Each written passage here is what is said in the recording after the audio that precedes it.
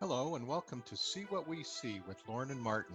My name is Lorne Cashin. I'm the Executive Director of the Ontario Opticians Association, and I'm here with my co-host, Martin LeBeau, Deputy Executive Director of the Ontario Opticians Association. So today we have a great topic. We're going to be talking about neurovisual training, or more commonly known as vision therapy. We have two great guests with us today. We have Dr.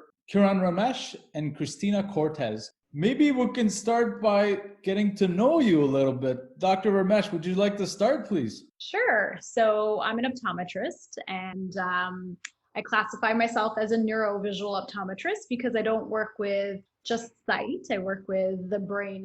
My name is Cristina Cortez. I'm a certified vision therapist. I've been doing therapy for about 4 years now, almost 5, with Dr. Ramesh here, and I've been loving every moment of it, really. So I think it'd be great if we could find out what neurovisual training is and also what the difference is between vision and sight. So I think it's very important that people understand the sight. Think about what vision therapy is. And sight is what anyone can see. So if you're standing at 20 feet, what is it that you see? But vision is, how do you actually process what you see? How do your brain and your eyes actually communicate? If both you and I, Lorne, were standing at 20 feet and you said, hey, I can read those letters. And I said, hey, I can read those letters too. But how do I know that you're actually seeing the letters crystal clear, or if they're not doubling a little bit? Or, sometimes they're even moving a little for some people, whereas for me, they might be absolutely still. So that would be the difference between sight. And when we're doing neurovisual training, is what we're trying to do is work with the actual visual system. So not what you're seeing, but how you're actually processing information. So it sounds like we've really gone past just 20/20 vision, saying I'm 20/20 vision, I have perfect, but am I really seeing properly? Am I seeing contrast working together? Yeah, because honestly, 20/20 means nothing. I mean, I'd say majority of the people that we train, right, Cristina, a lot of them actually have 20 sight. And that's the sad part, is because they've gone from optometry clinic to optometry clinic, and they've been told that their sight's great, so they don't need glasses. And yet they come in and I ask them, how are they doing in school? How do you function? And, they're doing very poorly. They can't read, they can't write properly. And that's a visual problem. So, from what I'm hearing, so even if they have 20/20 vision, they get a good, nice pair of glasses, they would expect to see well, but as well as they would like to or hope to. So for the listeners at home, what's some of the symptoms that could tell them that maybe this is the route that they should go towards visual therapy? So common symptoms are headaches, reading, having to reread what you're reading. So if you feel like when you're reading passages, you have to reread it to understand it. If you feel like when you're reading, you're skipping words, you're skipping lines, if your handwriting's really, really poor, even if you get car sick or you get motion sick, that's a common symptom. Blurry vision actually as well. Maybe maybe difficulties with stairs and steps, maybe some difficulty with sports. Sometimes depth perception is off, but typically those are the ones that they come in for. Those are secondary. We find later that It looks like some behavior problems could stem from having problems at school with your vision. So do you see children, or even, I guess, adults can have behavior problems too, but mostly, our kids sometimes, diagnosed with something that really isn't what the real root of the problem is in therapy. So have you had experience with? Yeah, there's a lot of kids. So ADHD, for example, over 80% of that are connected to ADHD are related to a visual problem. And so what's unfortunate is when you're in schools, you go and you'll go for a psych assessment, and then this gets diagnosed. And yet if you had just gone to get a functional visual assessment done and actually had some training done, you might not classify as being ADHD. And so we don't people off their medications. That's not our job. But we have had patients that no longer need their medication. And I always find it strange when people tell me that, yes, my child's on meds, but only when they're in school because they can't focus. When a true disease, you'd be on your meds every day, all day. Why is it that you only have this problem when you're in school? Christina, as a vision therapist, what do you go through to figure out that this is the actual problem? There must be tests that you perform or exercises you go through with the patient? Yeah, we usually triage them. So often, sometimes people come through word of mouth or just through general eye exams with Dr. Ramesh or the other doctors in our office. Or people are just usually sometimes just Google us or Google these symptoms and they come to us and they'll come for a neuro visual evaluation. So that's a separate assessment from your general eye exam. And they'll come see Dr. Ramesh and one of the therapists that we work with, and we'll do basically 2 lines of testing. They'll do testing in her office with different 21-point exam, and then they'll come and see us for a perceptual test, where we do everything from writing to balance tests to also just general observations of their behavior. And this is where we often, sometimes we see breakdowns, sometimes we'll see sweating, we'll see just different things that we know that, okay, obviously when we ask them sometimes we'll ask them to write a simple line, and they can't do it or they miss a bunch of words. So those are just cues that we know. Obviously something is missing. So, and then we come together and then Dr. Mesh does the final talk with either the patient or the parents, and then we come up with where they're at.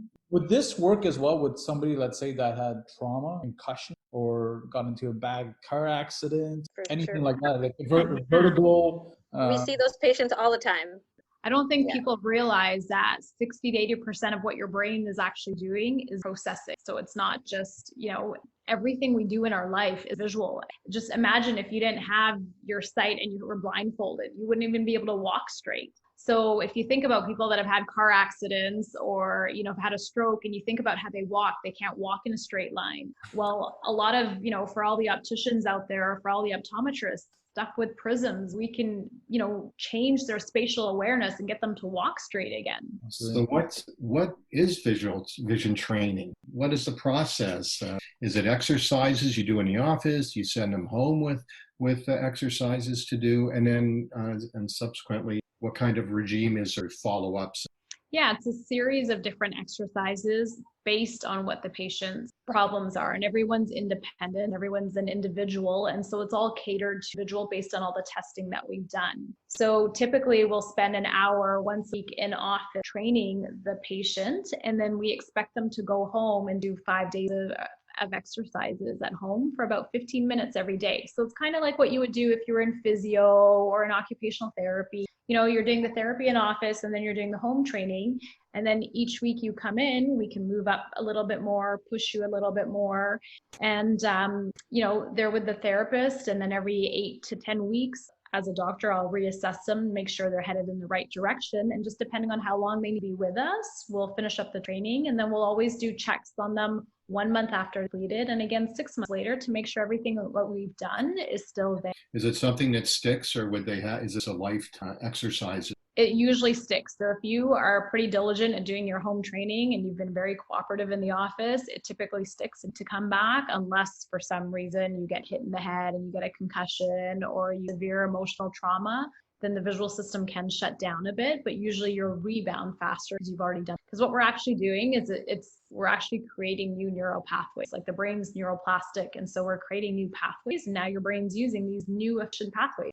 So it's training, it's a repetition, that type of training where it's repetition and like you say, you're training. So I don't know how to explain it. But it is a type, it's novel training with repetition of various exercises, go different levels. So to put that simplistically, if someone can't read or if someone's skipping words or lines, we're not going to make them keep reading. So the difference between tutors, they're going to keep, and all you're doing is enhancing the skill that they already have. So the skill's not formed properly and not efficiently. You're just enhancing it, but you haven't actually cause. So we go down and fix the cause with the fact that they can't actually track properly. They can't move their eyes. So we teach them how to move their eyes by doing something that's completely different that they wouldn't consider reading. So we teach them in a novel exercise. So now your brain's like, hey, this is some new activity I'm learning.